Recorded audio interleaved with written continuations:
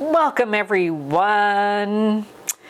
We are going to start a little journey in the next few videos, and I want to talk about the photographic process.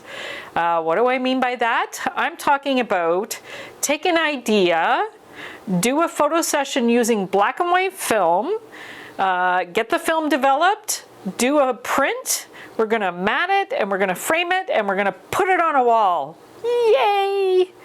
Why are we gonna do that?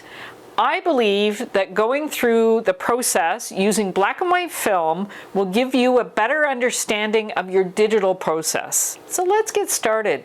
Let's talk about black and white film and why I think it's really important to go through the process.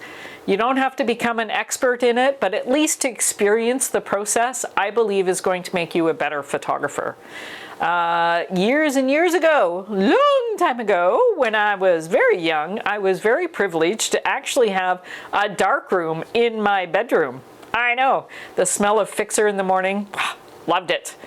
Anyway, black and white photography for me was a way to have a voice way back when. I couldn't afford color film. I lived in New Brunswick, I'm from New Brunswick, and we were in the middle of nowhere, so sending a roll of film off like we used to do, wasn't it Suitors or something? Anyway, you send a roll of film off and like a month later you get a package in the mail and it's got photos in it.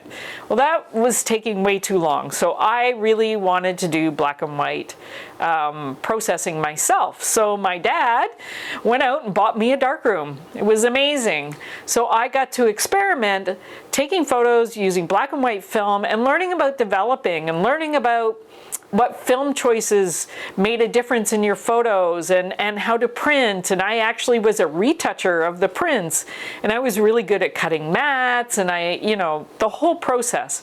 And I believe that that gave me an advantage when I started going into the digital world. And I want to share that with you. So what we're gonna do is we're actually gonna go through the process. We're gonna do a photo session of my friend Major. He actually shares my office and my studio space with me. He's an actor, he's a model, he's a production designer, he does it all, literally. And he's an amazing subject for a portrait. So I have chosen for this that we're going to actually do a portrait. The first thing that we have to decide is what we're gonna do. And I decided on a portrait. I have this fabulous space in Vancouver right now. It's end of November, it'll be December when I do the video, and it's raining. And it's dark at like 4:30. So we're gonna do in the studio, I'm gonna use not continuous light like for video. I'm going to actually use my studio strobes, and I'm going to film that, and we can talk a little bit more about that. But my very first step was to make the decision that we were going to do it in the studio. So make a decision. First of all, it's like, okay, I want to do a photo shoot. What am I going to do a photo shoot of?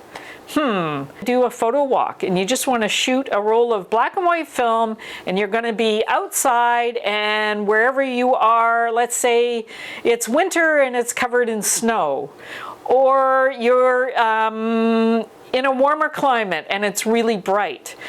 That decision of whether you're going to shoot inside or outside and what it looks like is going to affect the film that you choose. Because unlike digital, when you choose a roll of film, that's in your camera till you finish that roll. You can't just change the ISO and make it, good in different lighting conditions.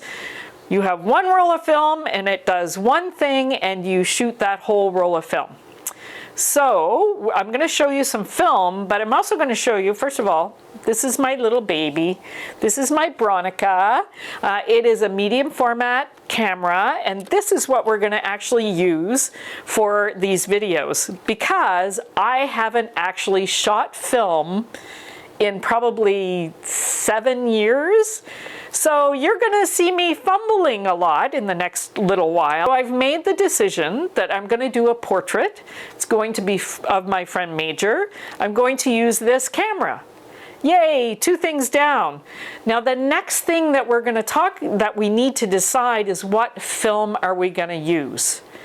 and I am going to be using some old film that I found in a bag. It's kind of crazy. So hang on, I'm going to grab the film and we're going to take a look at it and we're going to talk about the different types of film. Okay, hold on.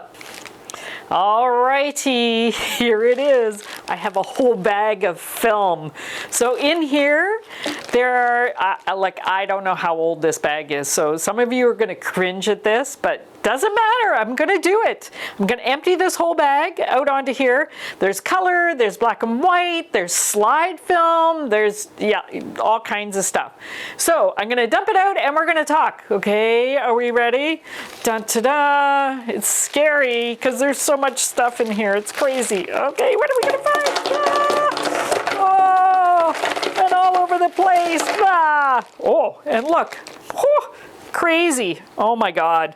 Okay, so I obviously haven't shot film in a long time. So just a little bit about film.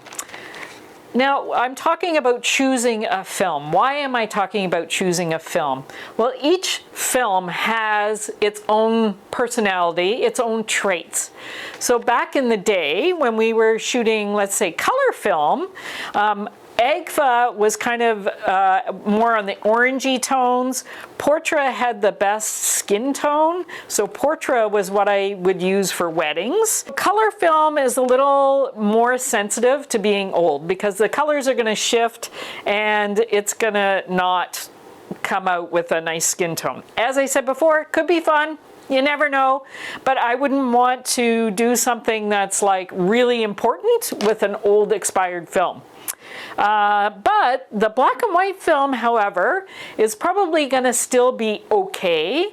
When we develop the film, we may have to do a little bit of extra work in the developing of the film to make up for the fact that it's really old. So if I was going to go to and shoot a band or something, because we didn't have LED lights like now, or I was doing something that I really wanted it to feel not so perfect, I would use a 3200 Ilford Delta.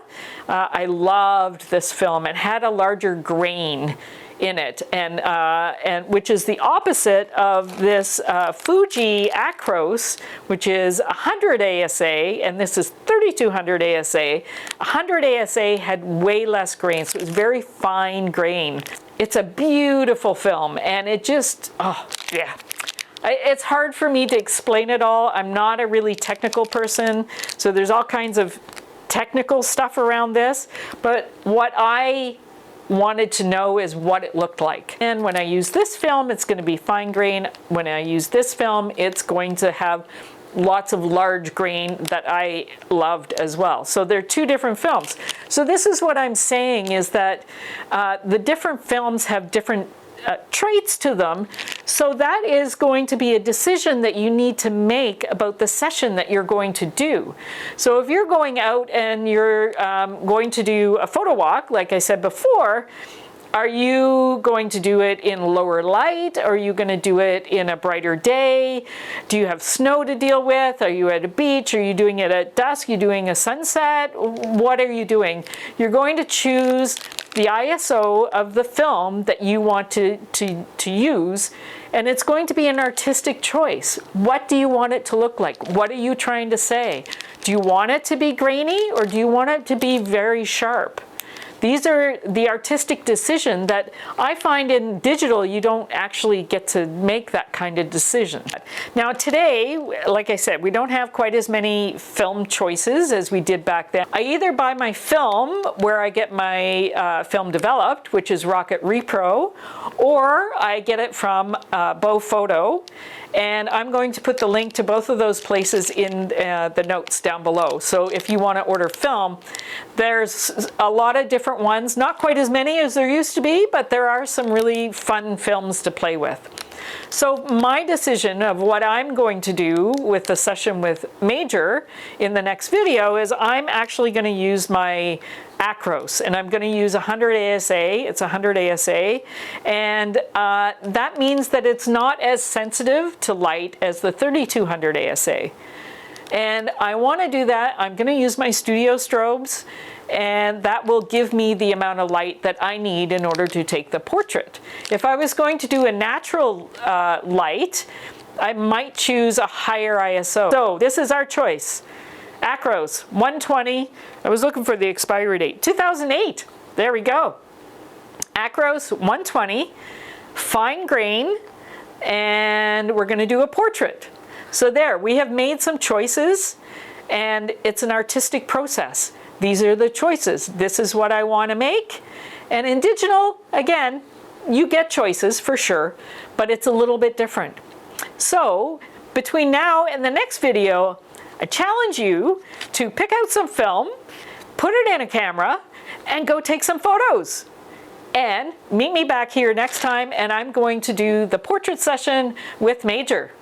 See you next time. Oh yeah, and I hope you subscribe.